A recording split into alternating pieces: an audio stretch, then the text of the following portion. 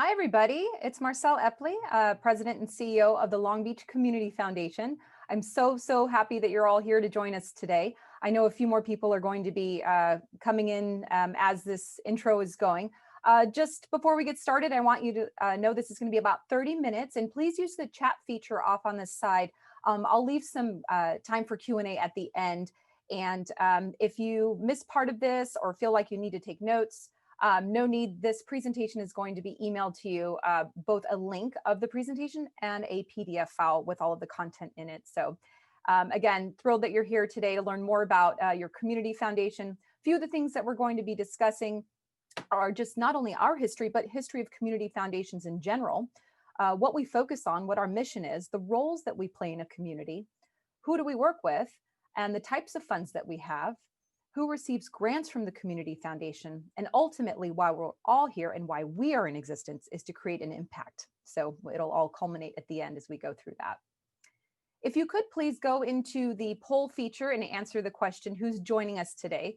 I always like to know who's here. I know that some of you are nonprofit leaders, some of you are financial advisors, some of you are also already board members or fund holders of the foundation, but perhaps want to learn a bit more about some of our functionality besides as fund managers and such.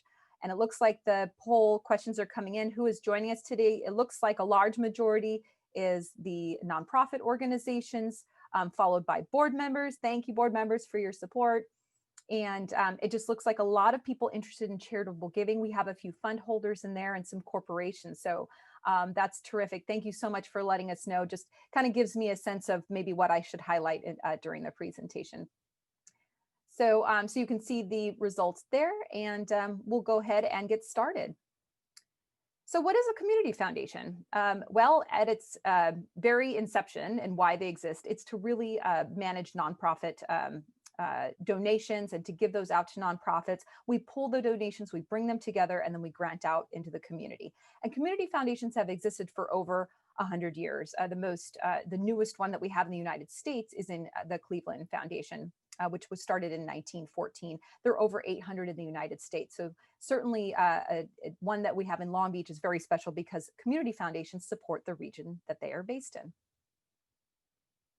Our history in particular started in 1996, so we are celebrating our 25th anniversary this year. And we were formed by a lot of local community leaders and folks that you might know, like former Mayor Beverly O'Neill, Jean Bixby Smith, Jim Worsham was our first CEO, our founding CEO, Skip Kiesel, a lot of philanthropists in town that said, we really want to have an organization that represents not only the charitable needs of our community, but to also help philanthropists and help the nonprofits move those transactions along and build those relationships over time. So you can see here that in 2003, a CEO was hired. And then in 2006, we became our own 501c3. We did start out as part of the California Community Foundation, which is based in Los Angeles, and really grew from there. Our mission is to initiate positive change for Long Beach through charitable giving, stewardship, and strategic grant making. And that's something that we've developed as leaders over the years. And really our long-term goal for our vision is to be the preeminent stewards of endowments serving the needs of Long Beach in perpetuity. And endowments are funds where the principal balance of whatever's donated in there never gets spent. What's spent is the income. So that money lasts forever and forever creates a pipeline for funding and sustainability for the future for the recipients that are in that pipeline to receive the grants. In terms of our focus, different community foundations focus on different things. Our focus is to encourage charitable giving, and you can be anyone in any stage of life and get involved with philanthropy and charitable giving. We work with individuals and families. I mentioned endowment funds. Those are very important to community because they last forever and that income stream never goes away. And then we make strategic grants to Long Beach nonprofits, where our funds out of the community foundation can go all over the United States. The money that the Long Beach community gives out with our own funds stay in Long Beach to support the community. Our roles in a community, I mentioned community foundations take on different focuses and different roles. So we want to really focus on leadership and stewardship. In the areas of leadership, being a community catalyst is so important to be able to support a community and know what those needs are. We have special convening powers where we get people together to talk about and to make a difference.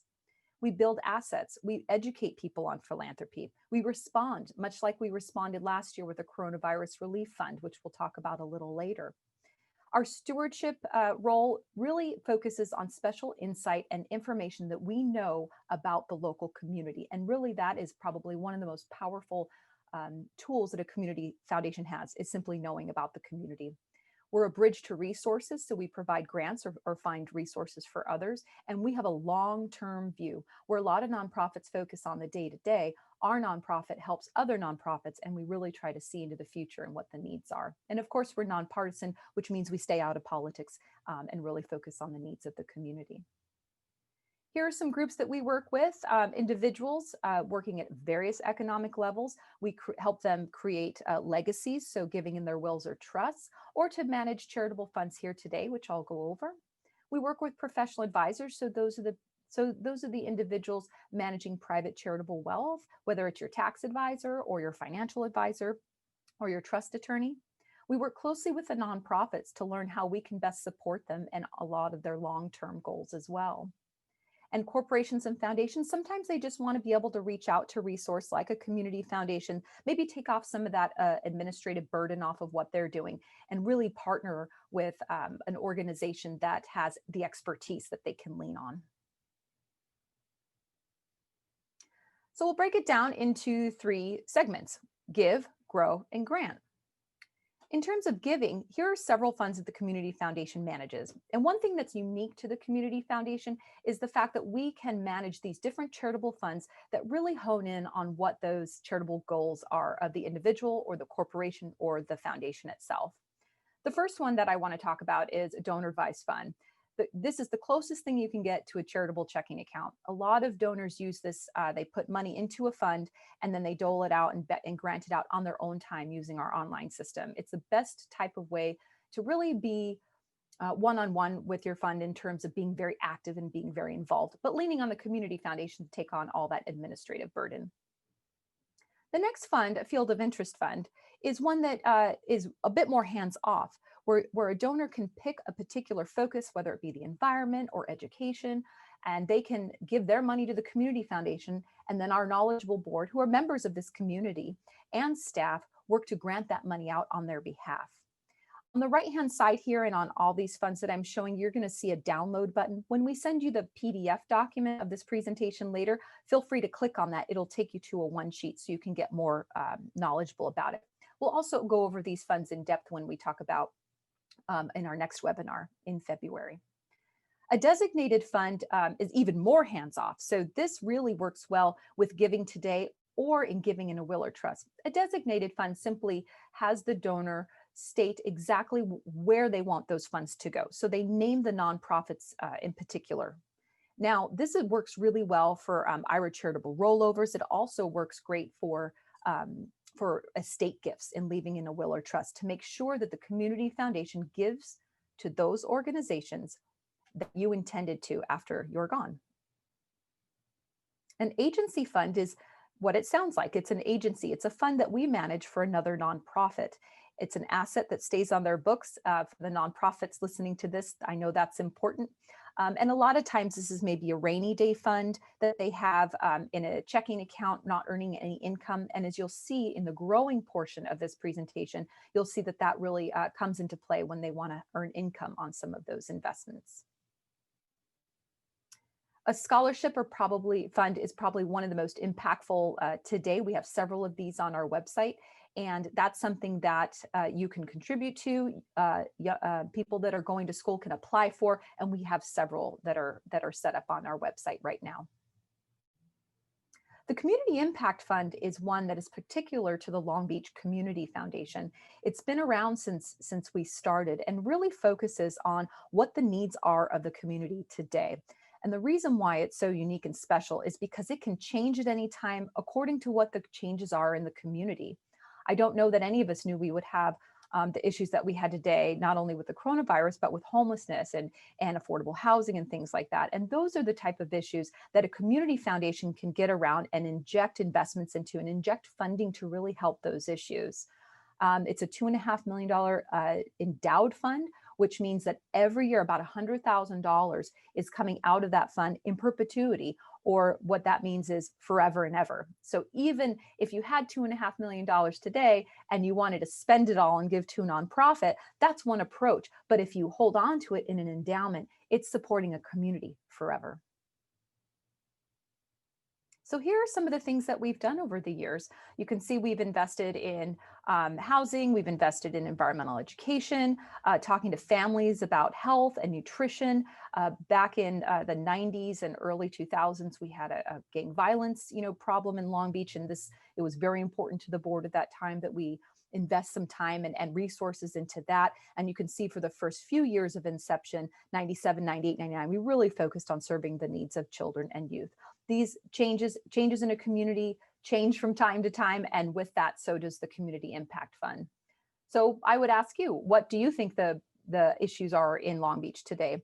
Go ahead and look at this list. It's hard to decide just one, so pick three. You don't have to go in order, first, second, and third. Just the three that really jump out at you, that you feel as a resident, as a business, as a donor, really feel that is the most impactful in Long Beach today. It comes to no surprise that the impacts of COVID-19 are coming to the top, and it looks like a pretty even spread there. It looks like definitely homelessness is a lot of people are answering that, and we'll publish this in a moment so you can also see it. But the most pressing issues, you can kind of get a glimpse into what it's like to be us for a moment, thinking about how these issues are all, they carry a lot of weight by themselves, and anyone could argue that all of these are the most important issue. But with limited resources and really need to target those investment dollars, those grant dollars, the Community Foundation has to be able to say, what is the most pressing issue? And for the last 2 years, it has been homelessness. We'll go ahead and publish the results. It looks like majority of people voted. And let's see if we can get that up on the screen. Yeah, so COVID-19 for sure looks like followed by homelessness, which we're supporting right now, and housing, absolutely racial inequities. All of these things are very important. Diversity, inclusion, access to education, digital access. And there's some other, I would love to hear from you in the comment section, and it'll pop up on my screen if you type it in there. Would love to hear your feedback on that.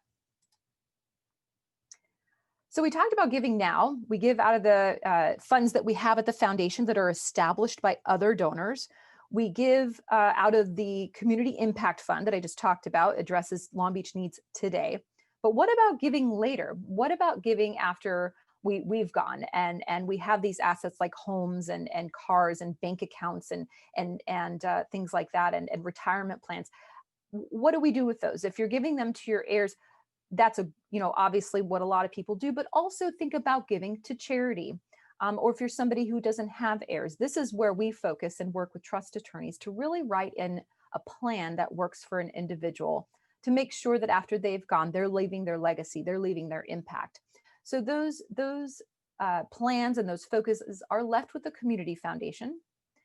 We take those very seriously, and when an individual passes away, the money comes to the Community Foundation, and then we distribute the money on their behalf according to what those wishes were. That's a long conversation, and quite honestly, something that not a lot of people want to have. It's a difficult conversation, but think about the impact that you can leave on your community, especially investing in the Community Impact Fund.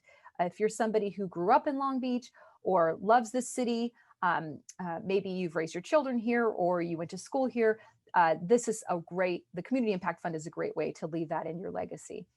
There's tax advantages, and there's other types of ways that you can set up a gift to the community, whether it be a charitable gift annuity, charitable remainder trust. Go to our website and click around and call us and find out how we can get started. And if you need a reference for a trust attorney, we work with really great trust attorneys. So just reach out to us and we'd be happy to give you some referrals. And when we're gifting and we're granting, we're growing as well. So growing as a community foundation, why is that important? You can see back in 1996, we started with a little bit of funds, and now we've grown to 56 million since 2019 and 2020. That number has gone up. And this is important because if you're a nonprofit and you want to receive grants from the Community Foundation, as we grow, so does the payouts from those endowed funds, so does the money that we're distributing out into a community.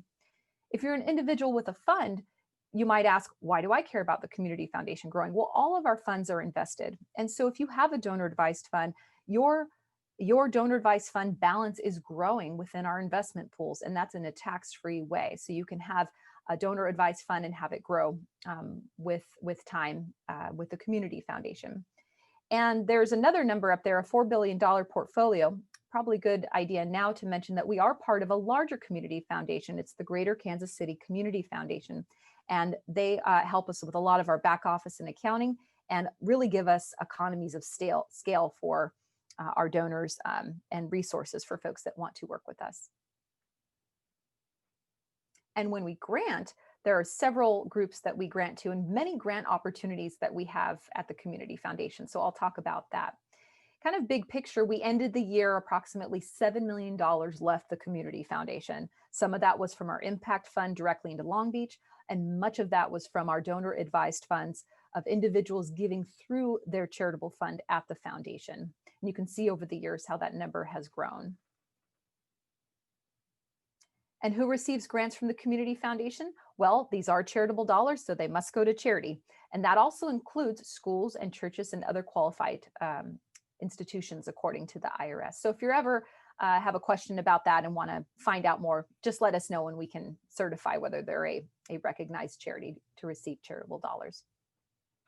Here's a few grant opportunities. I won't go too much in depth about it because they are on our website, and we are going to dedicate a webinar in March over just the funds that the Community Foundation manages and really go into deep and give examples. So we'll send out a link for that at some point. But here are a few. These are estate gifts. These are granting opportunities that came up because somebody had the resources and wanted to make an opportunity to better Long Beach. You can see some of those there. These are all on our website at longbeachcf.org/grants. And that list grows as the year goes on as more become available. And part of our job is to really make sure that the people that are applying for the grant are providing the best applications for either the donor if they're here today, or those donor wishes that were left with us. So if you're a nonprofit and you're not sure if you should apply, take a look, give us a call. We try to make it as easy as possible, but really we want to make sure that we get the most qualified giving that opportunity. So what does this all mean? If we're fund managers and we're investing money and we're granting money out and we're inviting new people to work with us to do their own grant making, why a community foundation and why does it matter? Well, here's why. So here's one of the really things at the top of our minds, and certainly our minds at the Community Foundation, is the Coronavirus Relief Fund. This is a great example of our powers to be responders. It was one of the first funding sources that was set up in Long Beach, if not the first funding source for nonprofits that were working on the front line for people who were suffering from lack of those critical needs in housing and food and had a lot of concerns there. And very quickly, we granted out over $1.2 million to help community members in need. And those were going directly to the nonprofits that were working in Long Beach to help. And so we're proud of those efforts, and we know the problem isn't gone away, but it's something that we're monitoring and really want to help as much as we can. This is an interesting fund at the Community Foundation. This is an example of a designated fund, one that supports a particular cause, in particular, really giving the opportunity for young people to experience the fresh mountain air, for them to go out and get out of the inner city and out into the forest and the woods and see life through a different light. And this is a way for us to be really a community catalyst, to support a community with our special insight into the nonprofits and really understand how we can educate others on philanthropy. We do encourage people to give to this fund. It's a partnership we've had with the Press Telegram for over 20 years, and you can see the logos down on the screen. Those are the big five, as we call them, and the camp providers to Long Beach youth. This particular impact, you can really put an asterisk there in terms of being a convener. This one was a large 5,000 person in one day getting around tables and talking about how they could make our city better. And what came out of that was really interesting. And people talked about how much they love the city, and they wanted to be a part of making it better. How could they help? What were the major issues? And the number one issue that came out of that was housing and homelessness. So we had a part 2 around the table the following year and convened even more people and got nonprofit leaders, got civic leaders, and those to educate the community. Because in this around the table, people told us, what can I do to help the issue? I live here, I love Long Beach, and how can I make it better? So we gave them that answer. We brought everybody back together the following year in 2018 and said, here's education on the issue, and here's how you can make it better. So that's our convening power, and really having that special insight into nonprofits. We also conduct wills and trust seminars. We think it's very important for people to think about the future and think about how they want to leave their legacy. So we do work with trust attorneys, and we do get that in front of crowds and individuals these days on Zoom to make sure that they understand what their options are when they're thinking about charity in their will or trust. The Media Collaborative, this was a very impactful program that we had. We convened the major newspapers in town. We worked with them kind of on a long-term view to get them to work together on issues that matter most in the community and bringing that to a community. I mentioned at Around the Table, people wanted to help, but they didn't know how. And we asked ourselves, if people don't know what the major issues are in a community, how can they be a part of making it better? The very first series that they published was Strengthening the Signal. This is back in 2017, and this is when the digital divide was starting to become very clear. And today it's even more apparent and more obvious. So they got together and talked about what those major issues were and why people weren't having digital access like they needed to. We also talk about impact in terms of making a difference throughout the community, building the assets, having a long-term view, and being a bridge to resources. Being a bridge to resources means that we do things that no other organization can. We can have those conversations. We have grants that we can give. We can bring people together that maybe have those conversations. The Connected Corridor, we're very proud of that. That was a long-term project. It started back in 2008. And we really felt it was important to bridge downtown and uptown. There's a lot of investment and dialogue around downtown, but uptown wasn't receiving as much attention. So we had conversations all along the Atlantic Avenue corridor, talking to business, talking to community groups. What are your needs? What's going on in this part of town? And Atlantic Avenue is unique because it segments, and it really it goes all the way down from South Long Beach all the way to North Long Beach. What you're seeing here is a celebration from our board of directors opening the Sound Garden, which is at Houghton Park. And as soon as things open back up, we'll go there. But this was a great investment, sort of last investment that we made on the park, and we're quite proud of that. So more to come on that when things open up. But this is just a great addition to the neighborhood that really needs it up there. We also participate in National Philanthropy Day every year, and that's something that really helps us to create a really big impact. And this particular way, it was a mural that we put in Central Long Beach. And if you're driving by Unamundo de Amigos preschool, you can see that they're really, really bright and beautiful now over there. And we've done these for several years. We've done community gardens, we've done a lot of different things, but this is a way of the community foundation making an impact on nonprofits so that the whole neighborhood can enjoy.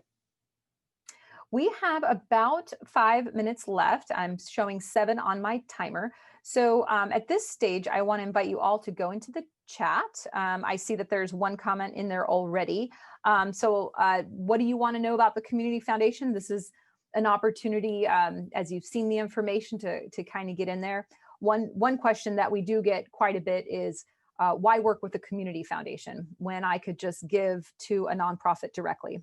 That's a very good question. And if you feel that that works best for you and you want to give to a nonprofit directly and it works, great, continue to do so. There are individuals and groups that are continually giving, and they're writing checks, having to save those receipts and get organized. Working with the Community Foundation really has 2 big benefits. One is you can have the administration handled by a professional entity to make sure that everything's going right. Get you organized. You have an online fund statement. You can look in there and see where you've given, how much you've given. So no saving receipts at tax time. You just go into the online system. Also, the monies are invested while they're sitting at the community foundation, so they're growing, which is a big advantage. And people can call their community foundation and ask them about what issues are going on. If there's a particular nonprofit that they're looking at that maybe they want more information on. It's just a great resource. And all of the things that I've talked about are impact. When you work with a community foundation, you support the community, as you can see with the Coronavirus Relief Fund, as you can see with our impact fund and the grant making that we do. So I have a question here. Do you provide charitable gift annuities? So that's a great question. And charitable gift annuities, if you're not as familiar with them, that's where typically somebody puts in a sum of money. The minimum to work with us is $25,000. And there's some tax advantages there where you receive annuity payments. And when you receive those payments, whatever's left over, when you pass away, goes to the charity or charities of your choice. And we partner with another organization to provide those. There aren't very many that we do or that come to us very often. They were popular for a period of time and then they kind of died off. I would say the probably more interest is around charitable remainder trusts because those are larger assets like homes that people can donate where the community foundation would sell them. And then give that donor the little annuity payments based off of an actuarial calculation. And then whatever's left over at the end goes to the charities of their choice. And that's where we come in. We really come in and distribute those monies as intended. What are our fees? Oh, okay, so this is a great question. The fees that we charge, and we keep them very low on purpose because we're a nonprofit and we want to make sure that we're as accessible as possible. It's around 1%. It kind of depends on the type of fund. And how much is in the fund and things like that, but it's somewhere around 1% comes to the community foundation and 0.15%, so a really tiny part goes to Greater Kansas City Community Foundation, which is our back office. So that helps us contract with them for a lot of different resources and accounting needs, as well as attorneys and controllers and things like that are wonderful to have not only for us, but also for the people that work with us. So we can take a look at that on your behalf. That's a great question. There's another question here. What is the seed amount to start a fund for a nonprofit? So it depends on the type of fund. I talked about scholarships and the minimum for that is a lot larger. It's $50,000. But if you wanted to start a donor advised fund, the minimum for that is $2,500. We keep that low on purpose because we want to make sure that we're attracting as many people as possible to be part of our partnership and part of our network. But if ideally that fund would be growing over time, because it's invested and our fees are charged there, and we wouldn't want our fees, even though our fees are relatively low, to kind of eat into those dollars that you want to be doing for grant making. And so there's another question here. Why would I want to work with LBCF if another group like Fidelity offers donor advice fund services? That's a great question. And yes, donor advice funds are administered by any type of sponsor. So community foundations, Fidelity, Schwab, there are a lot of different types. The reason why you would go with a community foundation is because of the work that we do to support the local community. We do a lot of convening, a lot of bridging to resources, a lot of consulting, a lot of philanthropic education, a lot of partnerships that we've built. If you look at the Around the Table and the media collaborative and all those kind of things, bringing issues to light in the community, directing resources. We are the community, we know the community. And so people who want to support their neighborhoods and their local entities definitely want to partner with a community foundation and make that. It's almost like a white glove service, we call it. So that way you're having some extra special attention to what it is that your goals are.